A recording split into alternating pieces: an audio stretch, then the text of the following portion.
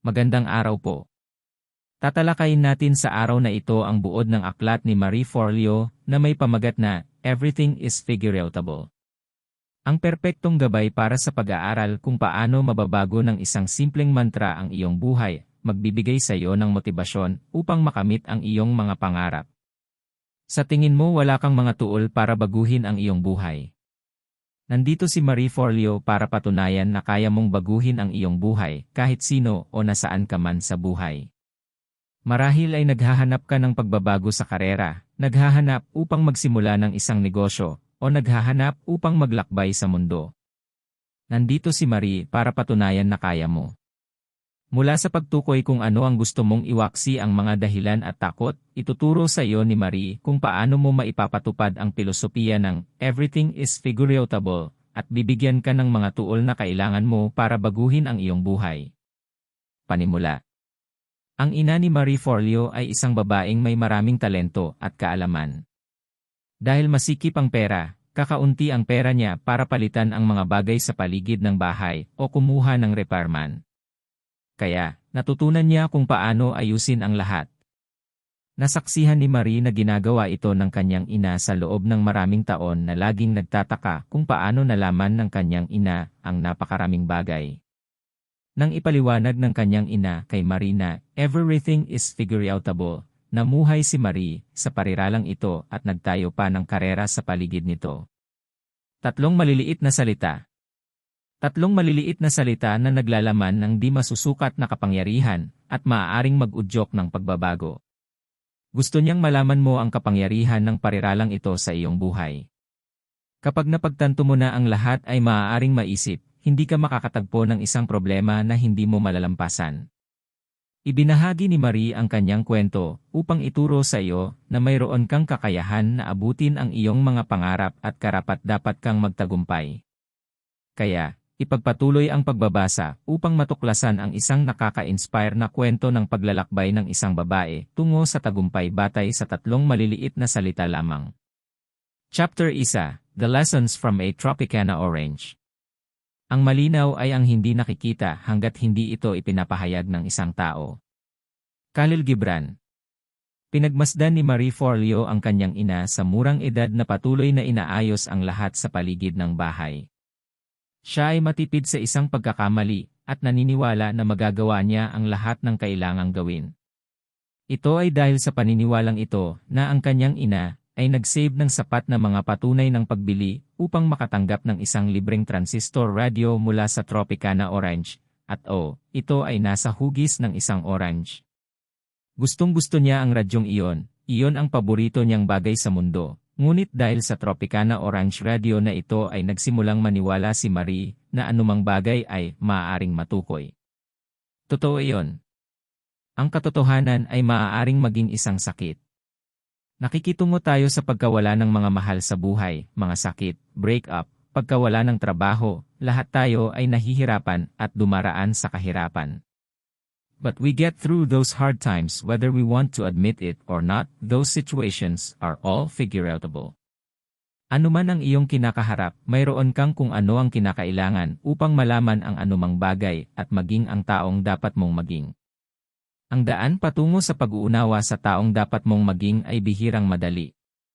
Mangangailangan ng maraming pagsusumikap, paglago, at pagdududa sa sarili, ngunit kung mananatili ka dito, maaari mong gamitin ang mga ideya sa aklat na ito upang makamit ang iyong mga layunin. Oo, ito ay isang self-help na libro na maaaring magturo sa iyo ng lahat ng kailangan mong malaman, ngunit ikaw ang bahalang magpasya kung ano ang iyong gagawin sa impormasyon. Ang mga posibilidad ng pagbabago ay walang katapusan, ito man ay nagsisave ng isang relasyon, nagiging hindi gaanong stress, o pagbuo ng isang kumpanya. Anumang pagbabago na gusto mong gawin sa iyong buhay ay nasa iyo na gawin. Ang pilosopiya ng lahat ay mailalarawan, ay hindi sinadya upang baliwalain ang hirap ng buhay. Sa halip, ito ay tungkol sa pagtuturo sa iyo kung paano harapin ang mga paghihirap na iyon at gamitin ang iyong takot sa hindi alam upang gabayan ka sa iyong mga layunin. Chapter 2: Changing Your Mindset. Hindi ka umuunlad sa pamamagitan ng pagtayo sa gilid, pag-ungol at pagreklamo. Gumagawa ka ng pag-unlad sa pamamagitan ng pagpapatupad ng mga ideya. Shirley Chisholm. Tulad ng pag-aaral ng karamihan sa mga bagong kasanayan sa buhay, hindi ito magiging madali. Maging ito man ay pagtalon sa isang scooter sa Italy, pagbuo ng isang negosyo, o pagkuha ng isang klase ng sayaw, ang pag-aaral ng bago ay hindi lamang nangangailangan ng pasensya, ngunit nangangailangan din ng pagbabago sa mindset. Magagawa mo ang parehong pag-iisip sa pamamagitan ng paglalapat ng pilosopiya na ang lahat ay mailalarawan, ngunit nangangailangan ito ng paggalugad sa sarili, pagpapatawa, at pasensya. Ngunit, mayroong isang mapanang daan upang matulungan kang makarating doon. Sanayin ang iyong utak para sa paglaki. Isipin na ang iyong utak ay parang computer software. Mag-click ka sa isang email at payagan ang isang baha ng mga virus na punan ang iyong computer. Ang iyong utak ay magkatulad, ngunit may mga virus ng mga negatibong kaisipan. Maaari mong simulan ang pag-iisip na hindi mo kaya. Natatakot ka at hindi mo alam kung magagawa mo ang iyong mga layunin. Ang mga ito ay mga virus ng pagdududa, takot, at pagkalito, at sa sandaling payagan mo ang isa na pumasok sa iyong isipan, magsisimula ka ng isang masamang ikot ng mga negatibong kaisipan. Ito ay normal. Ngunit mahalagang magkaroon ng kamalayan sa mga virus at mapanirang kaisipang ito. Ang mga mapanirang kaisipan tulad ng alam ko na ito at hindi ito gagana para sa akin ay mga hindi maiiwasang kaisipan na nararanasan ng maraming tao. Gayunpaman, mahalagang maging bukas ang pag-iisip. Marahil ay may alam ka na, ngunit marami pa bang dapat matutunan tungkol dito? Hindi mo malalaman kung agad mong baliwalain ang pagbubukas ng iyong sarili para matuto pa. Bukod pa rito, kailangan mong sanayin ang iyong utak na mag-isip kung paano ito gagana para sa iyo. May kakayahan ka, maaari mong baguhin ang iyong buhay, ngunit sanayin ang iyong utak na mag-isip tungkol sa paano ito gagana ay kinakailangan. Isipin kung naisip ni Lemah Bowie na hindi niya mababago ang mundo. Paano kung hinayaan niya ang mga mapanirang virus sa kanyang ulo para kontrolin ang kanyang mga aksyon? Maaaring hindi kailanman natapos ang isang digmaan kung hindi naniwala si Lemah sa kanyang sarili at sa kanyang layunin. Ang pagsasanay sa iyong utak para sa paglago ay maaaring makapagpabago ng mundo. Si Lemah ay mula sa Monrovia, Liberia noong 1972. Gusto niyang maging isang doktor sa panahon ng digmaang sibil at siya at ang kanyang pamilya ay naging mga refugee. Ngayon ay isang ina at biktima ng pang-aabuso ng mga sundalo. Alam ni Lemah na kailangan niyang gumawa ng pagbabago para sa kapayapaan. Noong 2003 tumulong siya sa pag-organisa ng Liberian Mass Action for Peace kung saan nagmartsa ang libu-libong kababaihan na nakasuot ng mga kamiseta na may hinihingi namin ang kapayapaan. Never took seriously, she was stubborn and consistent and eventually, sinugod nila ang hotel kung saan naroon ang mga peace delegates at bumuo ng human wall, tinatanggihan silang palabasin hanggang sa magkaroon ng kapayapaan. Nagbanta na isumpa ang mga lalaki sa pamamagitan ng pagtanggal ng kanyang damit, naging matagumpay siya sa pagpapanumbalik ng kapayapaan at pagtatapos ng digmaan at nagpatuloy upang manalo ng Nobel Peace Prize para sa kanyang mga pagsisikap sa Afrika. Bagamat sukdulan ang kwento ni Lemah, maaari mong ilapat ang parehong mga pilosopiya sa iyong sariling buhay. Nagsimula ang lahat sa isang maliit na hakbang. Isang maliit na hakbang upang gumawa ng pagbabago mula sa pagkilala sa isang pangangailangan para sa pagbabago hanggang sa pag-organisa ng isang martsa, at pagkatapos ay isang sit-in, hindi pinahintulutan ni Lemah ang mga negatibong kaisipan na sumakit sa kanyang isipan. Ngunit, kung kailangan mo pa ring kumbinsihin, ipagpatuloy ang pagbabasa tungkol sa mahika ng paniniwala. Chapter 2: The Magic of Belief. Alice, imposible ito. The Mad Hatter, kung naniniwala ka lang. Alice in Wonderland, 2010 film. Ang mahika ng paniniwala ay maaaring parang pilosopiya mula mismo sa Alice in Wonderland. Ngunit may patunay na ang paniniwala sa iyong sarili ay isa sa mga unang hakbang sa pagbabago ng iyong buhay at napakahalaga sa pag-ampon ng isang pilosopiya na lahat ng bagay ay maiisip. Sa kanyang unang bahagi ng 20s, si Marie ay nagtapos sa kolehiyo at nagtatrabaho sa isang kagalang-galang na trabaho sa New York Stock Exchange. Sa malaking sweldo at insurance, isang bagay na hindi inaalok kapag wala ka ng mag-isa, mukhang nasa kanya na ang lahat, ngunit gayon paman, pakiramdam niya ay isang pagkabigo. May hindi tama. Sa kalaunan ay natagpuan niya ang kanyang sarili sa isang simbahan na humihiling sa Diyos na ipakita ang isang bakop na plano. May iba pa ba dyan? Paano ko iiwan ang aking maayos na trabaho ng walang bakop na plano? Pagkatapos subukan ang maraming iba't ibang karera tulad ng pag-publish, pag-edit, at napadpad siya sa isang bagong propesyon na tinatawag na pagtuturo na tumutuon sa pagtulong sa mga tao na magtakda at makamit ang mga layunin. Tungkol sa pagbuo ng hinaharap. Ito na yun. Ito ang eksaktong hinahanap niya. Ngunit sino ang makikinig sa isang 23 taong gulang na nagbibigay ng payo sa buhay? Ngunit, naniwala siya sa kanyang sarili at itinulak ang kanyang mga pagdududa. Nagsimula siya ng 3 taong programa, nag-aaral sa gabi, at nag-i-edit sa araw. Tinanggihan pa niya ang isang promosyon mula sa Vogue magazine at huminto sa kanyang trabaho sa pag-edit para magsimulang magtayo ng negosyo habang naghihintay ng mga mesa at bartending para magbayad ng mga bayarin. Pagkalipas ng 2 dekada, ligtas na sabihin na ginawa niya ang tamang desisyon. Ang mga paniniwala ay ang mga nakatagong script na nagpapatakbo sa ating buhay. Walang umiiral sa ating mundo na hindi unang umiral sa ating isipan.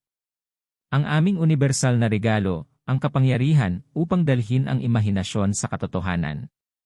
Ihiwalay tayo sa mga hayop at kalikasan. Tayo ay ipinanganak na mga tagalikha na may kakayahang hubugin at baguhin ang ating mundo. Nagtataka ba kung paano nalalampasan ng mga monghe ng Budismo ang sakit? Bahagi ng kanilang kasanayan ang paniniwalang ang buhay ay tungkol sa pagdurusa, ngunit malalampasan nila ang pagdurusa na iyon at sa huli ay makamit ang pagtigil sa pagdurusa na nagpapahintulot sa kanila na maranasan ang nirvana. Isinulat ni Jerome Goodman, may akda ng Anatomy of Hope, kung paano nalaman ng mga mananaliksik na ang mindset ay may napakalaking kapangyarihan sa neurochemistry at kahit na ang sakit ay maaaring hadlangan ng may sapat na paniniwala na ang mga endorphins ay nailalabas sa proseso. Ang ating mga utak ay maaaring dayain at ang mga paniniwala ay ang ubod ng lahat ng bagay. Sila ang humuhubog sa lahat ng kung ano tayo, lahat ng magagawa natin at lahat ng ating kinakatawan. Sa mahabang panahon, ang iyong mga paniniwala ay tumutukoy sa iyong kapalaran. Ang ating mga paniniwala ay may kapangyarihang baguhin ang paraan ng ating pamumuhay, ngunit maaari rin itong makapinsala. Kung naniniwala kang hindi ka magiging sapat, hulaan mo kung ano? Hindi ka magiging sapat na mabuti. Kunin ang sikat na kwento ng ina ni Thomas Edison na may luha sa kanyang mga mata, ay nagrelay ng isang talak kay Thomas na nagsasabi sa kanya na siya ay malayo, napakatalino kapag ang totoo ay sinabi ng tala na siya ay malayo, napakatanga. Ang mga bata ay umaasa sa mga matatanda upang bigyan sila ng panimulang hanay ng mga paniniwala. Kung sasabihin namin sa kanila na hindi nila magagawa ang isang bagay, dadalhin nila ang paniniwalang iyon sa kanila hanggang sa hinaharap. Ang pinakamakapangyarihang salita sa universo ay ang mga salitang sinasabi mo sa iyong sarili. Ang pag-uulit ay ang susi sa pagbuo ng ugali. Kung sasabihin mo ito ng sapat na beses bawat araw, sa kalaunan, ay magiging isang matibay na pundasyong paniniwalang iyong maaasahan. Lahat ay figuratable. Ang simpleng pariralang ito, kung ulitin ng sapat na beses, sa kalaunan ay magiging pundasyon ng iyong realidad. Magugulat ka sa magagawa nito para sa iyo. Chapter 4, Eliminate Excuses. Ang pinakamasamang kasinungalingan ay ang mga kasinungalingan na sinasabi natin sa ating sarili. Richard Bach, huwag kang maawa sa iyong sarili. Mga asyol lang ang gumagawa niyan. Haruki Murakami. Ilang beses ka nagsiset ng alarm ilang oras mas maaga na may mga planong gumising ng maaga, mag-enjoy sa isang masarap na tasa ng kape, maaaring mag-ehersisyo, ngunit napupunta sa pag-snooze hanggang sa huling posibleng minute. Ngunit paano kung talagang inaabangan mo ang isang bagay? Gumising ka ng maaga ng walang problema at umupo at mag-isip kung dapat ka na lang bang umalis ngayon at magsimula ng maaga. How come it's so effortless at times when other times it's so hard? Ang mga sagot ay kasinungalingan. Oo. Sa loob ng nasa atin na ang mga sagot. Ang ating sariling isip ang ating pinakamalaking hadlang sa daan. Gaano karaming mga dahilan ang ginagawa mo para sa hindi pagpunta sa GYM o hindi pag-apply para sa pangarap na trabaho? Hindi ko magagawa ito ay isa sa mga pinakamalaking hadlang sa tagumpay at maaaring maglagay sa atin sa isang negatibong spiral na pumipigil sa atin na gawin ang bagay. Kapag sinabi nating hindi, ang ibig nating sabihin ay hindi dahil ayaw natin. Ang pagpapalit ng iyong mindset mula sa hindi maaari sa hindi ay nagpipilit sa amin na tanggapin ang responsibilidad para sa aming desisyon na huwag gumawa ng isang bagay.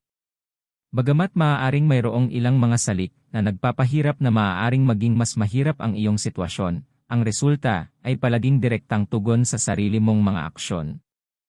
Si Malala Yousafzai ay isang kabataang babae mula sa Middle East na nakikipaglaban para sa mga karapatan ng kababaihan. Noong 15 taong gulang pa lamang siya, tinangka ng Taliban na patayin siya upang patahimikin siya. Siya ay binaril sa ulo at nakaligtas upang magpatuloy sa pakikipaglaban. Marami tayong matututunan sa kwento ni Malala. Maaaring makatagpo tayo ng trauma at mga hadlang na tila hindi malulutas, ngunit ang pinakamahalaga ay patuloy tayong nagsisikap. Isa sa mga pinakamalaking nagawa ni Marie ay noong kailangan niyang mag-retreat sa South America. Akala niya imposible, hindi niya kayang bayaran. Ngunit, hindi niya hinayaang maimpluwensyahan ang kanyang mga iniisip ang kanyang mga aksyon. Sa halip, matagumpay siyang nakipag-ayos sa mga organizer upang payagan ang isang plano sa pagbabayad. Nagpunta siya sa paglalakbay na iyon at natapos na nakilala ang mahal ng kanyang buhay sa retreat na iyon. Kung pinahintulutan niya ang kanyang mga dahilan na kontrolin ang kanyang mga aksyon, hindi na sana siya sumama sa paglalakbay na iyon. Palaging may isang bagay o isang tao na dapat sisihin kapag ang mga bagay ay hindi nangyayari sa atin. Ngunit ikaw ang may kontrol sa iyong buhay. Huwag hayaan ang iyong sarili na gumawa ng mga dahilan. Ang isa sa mga pinakamalaking dahilan ay ang pagkakaroon ng sapat na oras. Lahat tayo ay abala sa pag-navigate sa buhay kasama ang pamilya, mga kaibigan, mga trabaho. Tila wala tayong oras upang gawin ang lahat. Ngunit, lahat tayo ay may parehong bilang ng oras sa isang araw. Nasa iyo na lang kung paano mo gagamitin ang mga ito. Pananagutan ng iyong oras at pagkatapos ay gamitin ito ng matalino. Ang pangalawang dahilan ay wala kang sapat na pera. Sa ngayon ay napakaraming mga pagkakataon upang kumita ng mas maraming pera. Mula sa pagtatrabaho para sa mga api tulad ng Uber, Postmates, at dog walking service, maraming pagkakataon para sa isang side hustle. Kung hindi gumana ang pangalawang trabaho, magbenta ng ilang item. Ang eBay at Facebook Marketplace ay magandang lugar para maglista ng mga ari-arian kung saan ka makakakuha ng pera. Ang huling dahilan ay hindi alam kung saan magsisimula. Nabubuhay tayo sa digital age. Napakaraming mapagkukunan online upang matuto ng bago. Kailangang palitan ang langis sa iyong sasakyan. Ipinapakita sa iyo ng YouTube kung paano. Malinaw, ang pagbabago ng iyong buhay ay hindi magsisimula sa pagpapalit ng iyong langis, ngunit nakuha mo ang ideya. Maaari kang matuto ng kahit ano sa pamamagitan ng kapangyarihan ng internet. Mayroong hindi mabilang na mga dahilan na maaari mong gawin upang hindi makuha ang isang bagay. Ngunit kung patuloy mong ginagawa ito, sa tingin mo kailan ka makakamit ang iyong mga pangarap? Chapter 5: How to Deal with the Fear of Anything. Walang dapat katakutan sa buhay, kailangan lang intindihin. Ngayon na ang panahon para mas maunawaan, para mas mabawasan ang takot natin. Nakaugnay kay Marie Curie. Matapos maalis ang mga dahilan, may isa pang balakid na dapat lampasan, ang Ford, takot. Lahat tayo ay nabubuhay na may takot araw-araw, lalo na pagdating sa takot sa hindi alam. Ngunit, ipinakilala ni Marie ang sarili niyang acronym para sa fear, para makatulong na malampasan ang mga hadlang na tila nakakatakot. Harapin ang lahat at bumangon. Habang bumibisita sa Sicily kasama si Josh, sinusubukan ni Marie na matutong sumakay ng scooter. Ito ang pinakamahusay na paraan upang makalibot sa Italia, at hindi niya nais na kumuha ng madaling paraan at sumakay sa likod ng bisikleta ni Josh. Alam niyang hindi siya magiging mas mahusay na driver kung hindi niya susubukan na magmaneho ng kanyang sarili. Ayon, nabangga siya. Marami. Ngunit, bumalik siya sa scooter at natutunan kung paano magmaneho ng mapahamak na bagay. Sa pagtatapos ng kanyang bakasyon, nalampasan niya ang kanyang takot sa pagmamaneho ng scooter at nagkaroon ng oras ng kanyang buhay.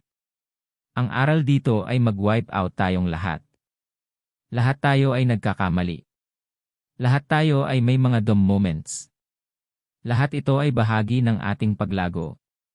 Kaya, paano mo malalampasan ang takot? Gumawa ng aksyon. Ang aksyon ang panlaban sa takot. Isipin ang mga emosyon na kasama ng takot. Nanginginig ka, pinagpapawisan, mabilis na tibok ng puso, dumadaloy ang adrenaline sa iyong katawan. Kailangan mo lang matutunan kung paano bigyang kahulugan ang mga emosyong ito. Binibigyang kahulugan ng maraming tao ang takot na ito bilang isang dahilan upang huminto, upang hindi magpatuloy. Ngunit, sa The Art of War ni Steven Pressfield, binibigyang diin niya na kung mas natatakot tayo sa isang bagay, mas napagtanto natin kung gaano ito kahalaga sa atin. Kung mas maraming takot ang mayroon tayo, masigurado tayo sa ating paniniwala na dapat nating malampasan ang takot na iyon. Tulad ng pagsakay sa scooter sa Italia, natakot si Marie, ngunit alam niya na ang tanging paraan upang madaig ang takot na iyon ay sumakay at gawin ito. Kaya paano natin mapaamo ang ating mga takot at ilipat ang takot na iyon sa mga aksyon? Ang takot ay hindi mawawala, ito ay isang bagay na mabubuhay ka magpakailanman. Pagdating sa paggawa ng malalaking desisyon sa buhay, tulad ng paglipat o pagsisimula ng isang negosyo, o pagdating sa mas maliliit na desisyon tulad ng pag-aaral kung paano sumakay ng scooter, ang takot ay naroroon. Kung nakakita ka ng isang bagay na nakakatakot sa iyo hanggang sa punto ng hindi makatwirang takot, isulat ito. Pagkatapos, isulat ang pinakamasamang posibleng senaryo na maaaring mangyari kung haharapin mo ang takot na iyon.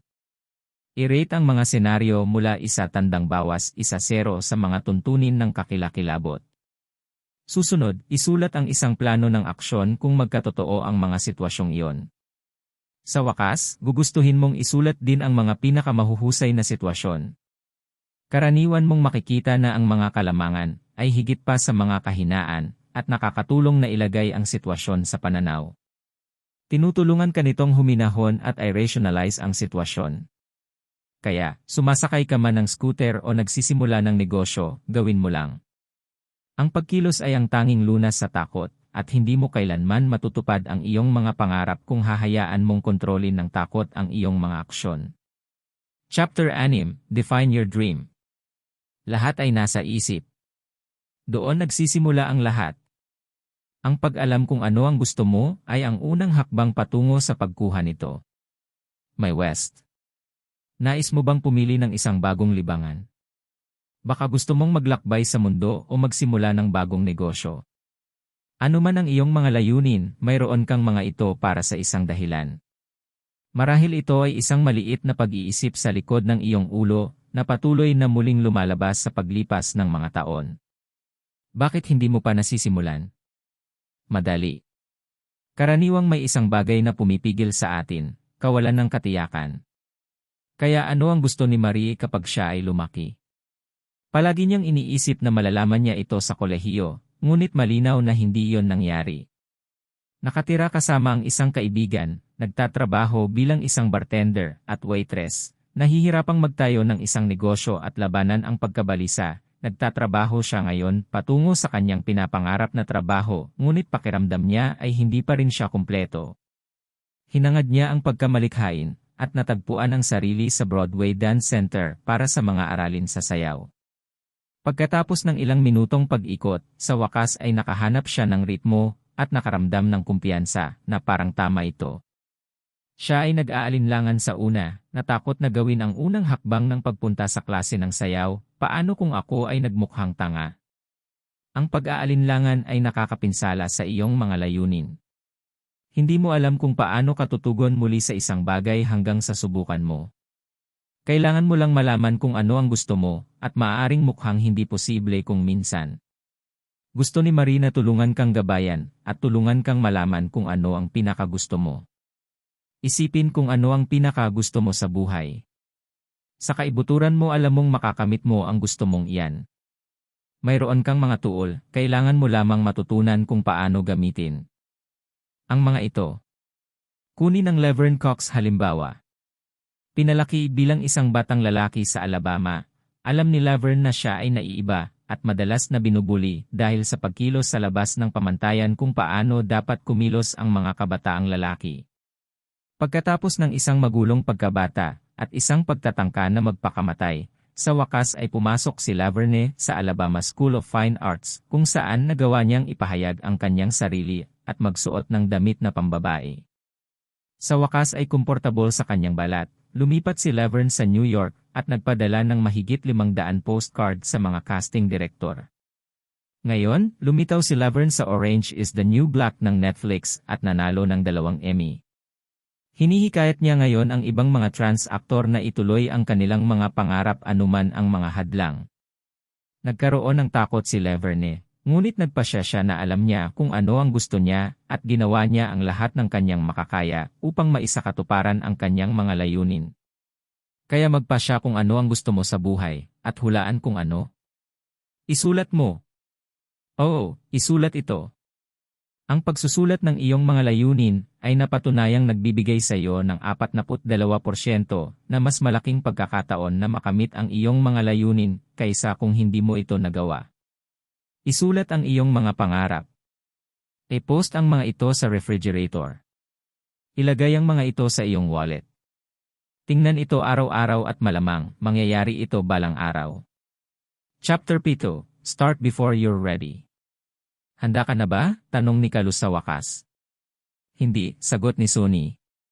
Ako rin, sabi ni Violet, pero kung maghihintay tayo hanggang sa maging handa tayo, maghihintay tayo sa natitirang bahagi ng ating buhay. Lemony Snicket, ang ersatz elevator. Ano ang iyong tawag? Ano ang pinapangarap mong gawin? Ito ay maaaring isang mahirap na tanong, ngunit iyan ay normal. Baka bumaha ang iyong iniisip at hindi makapag-focus sa isang panaginip lang. Normal lang iyan. Nakikita mo, pagkatapos ng kanyang stint sa pagkuha ng mga klase sa sayaw, sinabi kay Marie na ang kanyang hilig at pagsisikap sa pagsasayaw ay nagpakita at maaari siyang maging isang mahusay na guro. Pagkatapos ng maraming pagsasaalang-alang, napagtanto niyang magsisisi siya na hindi niya sinubukan, kaya sinubukan niyang maging guro ng sayaw. And guess what? Naging substitute dance teacher siya, at sa panahong ito nagkaroon siya ng epiphany. Isa siyang multi-passionate entrepreneur. Gumagawa siya ng maraming trabaho, lahat ng iyon ay hilig niya. Hindi niya ginagawa ang buhay sa karaniwang paraan sa isang karera lamang. Ngunit bakit sa palagay natin ang ating tungkulin ay isang bagay lamang? Nagtatrabaho kami sa isang bagay na yon sa loob ng 50 taon at pagkatapos ay magretiro at kumilos na parang wala itong ibig sabihin. Higit pa riyan ang gusto niya. Masyadong hindi matatag ang buhay para umasa sa isang trabaho lang para maabot sila hanggang sa katapusan ng kanilang buhay. Ang kanyang epiphany ay nagbigay sa kanya ng lakas na gawin lamang ito. Hindi mo naramdaman na handa kang gawin ang mga mahahalagang bagay na dapat mong gawin. Halimbawa, nakuha ni Marie ang mata ng isang producer ng MTV sa isa sa kanyang mga klase sa sayaw at hiniling na makapanayam ang kanyang amo. Hindi siya handa. Hindi bababa sa yon ang una niyang naisip. Pero, she pushed those thoughts to the side and she got the gig. Ang pagpipiliang ito ay humantong sa higit pang mga gig para sa mga tatak tulad ng Nike, na ang isang maliit na hakbang ay humantong sa isang kasaganaan ng pagkakataon. Ang marketing sa sarili, pagbuo ng isang imahe, nagawa niya ang lahat bago pa siya handa. Itigil ang pagsisinungaling sa iyong sarili sa pamamagitan ng pagsasabi sa iyong sarili na hindi ka handa. Ito ay tumatagal ng isang maliit na hakbang. Ang lahat ng pag-unlad ay nagsisimula sa isang matapang na desisyon. Para matulungan kang makarating doon, hatiin ang iyong pangarap sa mga mapapamahalaang bahagi. Sabihin, ang iyong pangarap ay maglakbay sa mundo. Magsimula sa isang surfing trip sa California. Huwag ipagpaliban at gawin lamang ito. Gumawa ng pangako at follow-through, literal na wala kang mawawala. Lahat ng ito ay tungkol sa pag-unlad, at ang paggawa ng isang maliit na hakbang tungo sa pag-unlad ay mas mahusay kaysa sa manatiling walang pag-unlad at walang nagagawa. Sa pagsasalita ng paglago, ang iyong paglago at pag-unlad ay dapat ipagdiwang at pahalagahan. Abutin ang tulong kapag kailangan mo ito, ngunit patuloy na sumulong. Ang growth zone ay sa kalaunan ay magiging iyong comfort zone, at magtataka ka kung bakit mo naramdaman ang takot na iyon sa simula pa lang. Chapter 8, Refuse to be refused. Paano mo makukuha ang gusto mo? Tumangging tanggihan. Huwag kumuha ng hindi para sa isang sagot kapag alam mong kaya mong lampasan ang mga inaasahan. Nabanggit dati, hindi tumanggi si Layman Bowie na huminto sa pakikipaglaban para sa kapayapaan sa Afrika, at hindi ka rin dapat tumanggi na makuha ang gusto mo. Minsang sinabi ni Margaret Thatcher, maaaring kailanganin mong lumaban ng higit sa isang beses upang manalo ito. Maaari itong ilapat sa oras na nakahanap si Marie ng isang puwang para sa upa na perpekto para sa kanyang negosyo, kaya naglagay siya ng isang alok. Gayunpaman, tinanggihan ng may-ari ang alok na binanggit na ang kanyang negosyo ay hindi sapat na matatag, kaya't ibibigay nila ang espasyo sa isang tech na kumpanya. Ngunit hindi siya sumuko. Sa halip, sumulat siya ng liham na nagdedetalye sa may-ari ng 13 taong tagumpay ng kanyang negosyo at kung ano ang balak niyang gawin sa espasyong iyon. Pagkatapos ay inihatid niya sa kamay ang sulat, at pagkalipas ng ilang araw ay nakatanggap ng email na nagsasabing gustong makipagkita sa kanya ng may-ari sa lalong madaling panahon. Pumasok siya sa pulong na may mga planong ipahayag ang mga katotohanan at lumabas siya ng may pag-upa. Tumanggi siyang tanggihan. Maraming tao ang nahihirapan dito dahil sa takot. Takot na sabihin sa iyo ng mga kritiko na hindi ka sapat, na ang iyong mga pangarap ay iyon lamang pangarap. Ang mga kritiko ay maaaring magsabi ng mga masasakit na bagay para subukan at ibagsak ka, nangyayari ito. Ngunit, hindi mo maaaring hayaang masira ka nito at hindi mo maaaring hayaang makaapekto sa iyo ang sinasabi ng iba. Ang katotohanan ay hinuhusgahan ka na. Pinupuna ka sa lahat ng oras para sa kung ano ang pagmamay-ari mo, kung ano ang iyong isinusuot, kung ano ang ginagawa mo sa iyong bakanteng oras, at Kaya, huwag hayaang mapunta sa iyo ang mga kritiko. Hayaang pasiglahin ng puot ang iyong apoy at pilitin kang maging mas produktibo kaysa dati. Mahalaga rin na tandaan na lahat ng mahal mo ay hinahamak ng iba.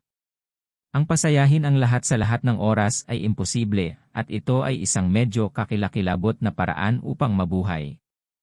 Huwag hayaang mapunta sa iyo ang mga opinyon ng iba, kung mas pinapahalagahan mo ang iniisip ng iba, mas pagmamay-ari ka nila. Mamuhay sa iyong mga pamantayan, hindi sa iba. Tukuyin kung aling kritisismo ang kapaki-pakinabang at alin ang walang silbi. Ang nakabubuo na payo ay maaaring maging isang mahusay na tuol upang matulungan kang bumuo at umunlad, kaya makinig sa iba kapag sila ay tumutulong. Masakit marinig kung minsan ang katotohanan, ngunit malaki ang maitutulong nito sa iyo. Sa kabilang banda, huwag pansinin ang mga haters. Ignore those who spew hate just to down others. Mayroong pagkakaiba sa pagitan ng nakabubuo na pagpuna at direktang pagpuna. Alamin kung aling payo ang dapat gawin at kung alin ang hindi papansinin. Kabanata 9, Panghuling Buod. Ang lahat ay mahulaan. Isang huling halimbawa nito ay nang kailanganin ni Marie ang paglalakbay sa Barcelona upang iligtas ang kanyang relasyon, ngunit nakatagpo ng isang balakid nang sila ay dumating ng huli sa paliparan at hindi masuri ang kanilang mga bagahe. Nasira ang trip. Ngunit hindi ito pinayagan ni Marie. Sa halip, pumunta siya sa tindahan sa paliparan at bumili ng duffel, at pinalamanan ang bawat huling piraso ng kanilang mga gamit sa bag. Ibinaba nila ang malaking maleta at ginawa ang eroplano sa oras. Nagtrabaho ito at nailigtas nito ang kanilang relasyon. Nakikita mo, ang lahat ay mahuhulaan, kailangan mo lamang matutunan kung paano gamitin ang mga tuol na mayroon ka na sa loob mo. Kung iniisip mo na walang sapat na espasyo sa mundo para maimpluwensyahan mo ang iba, saka, baka magbago ang isip mo sa kwentong ito. Si Josh ay isang health nut, ngunit si Marie ay wala sa uso sa kalusugan hanggang sa nakilala niya si Chris Kerr, isang cancer thriver na naniniwala sa mga benepisyo ng mga masustansyang superfood at juice. Nang kausapin niya si Josh tungkol kay Chris, tinanong niya ito kung bakit hindi niya ito pinakinggan kapag pareho ang mga sentimiento nito. Minsan, kailangan mo lang marinig ito mula sa ibang tao, at maaaring maging ikaw ang isang tao. Dahil lang sa ginagawa ng iba ang eksaktong parehong bagay na iyong ginagawa, ay hindi nangangahulugang hindi mo maaaring ilagay ang iyong sariling natatanging pag-ikot dito. Mayroon kang pagkakataon na baguhin ang universo. Maaari mong baguhin ang buhay at maaari kang gumawa ng pagbabago. Maraming salamat po. Please subscribe sa ating channel.